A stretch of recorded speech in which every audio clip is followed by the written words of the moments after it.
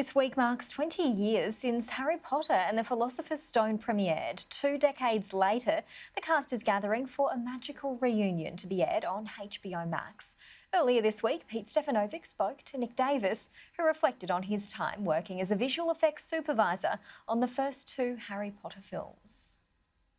Well, we made the movies 22 years ago, and of course it has flown by. But boy, has the effect of those movies on what I do on visual effects has just been enormous, and the industry has changed so much in that time. But we look back very fondly on making that movie. I will ask you about those technological advances when it comes to visual effects. But what's your best memory of making that film?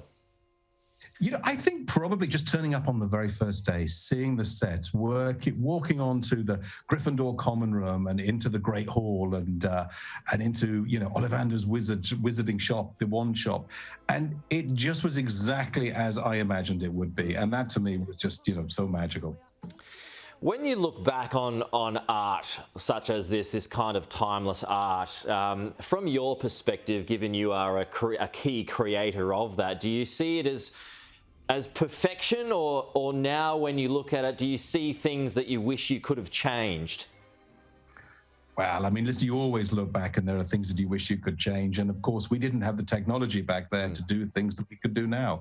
But with the tools that were available at the time, to be able to do Quidditch, to be able to sort of make kids fly on broomsticks, and and to be working with children as well. It sort of meant we had to be incredibly careful and safe with them, and at the same time, we had the limitations that visual effects had in that time. Given that the books were so successful, did you feel that pressure to be able to to live up to that high standard from the fans?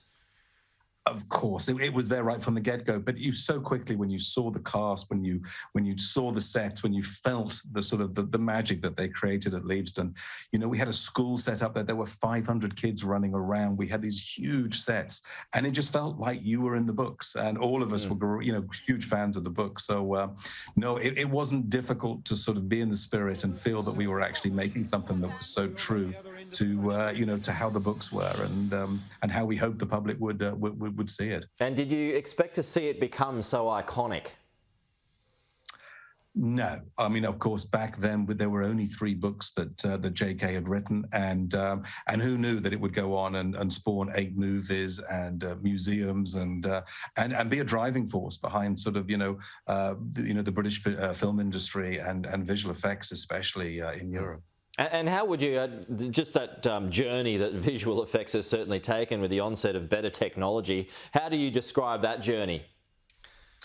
Well, I mean, back then, it was more analog. I mean, we built miniatures. We didn't have that reliance that we now have, because now we've just improved. The technology has just taken leaps and bounds. We can now almost create synthespians that people's expectations of what we can do. We can do hair simulations, we can do skin, we've got shaders that make things look completely photorealistic now. Back then it was harder, it was tougher, and we had to be a lot more careful and delicate with the way we handled things. And what sort of doors, Nick, did it open up for you being able to work on such an iconic film?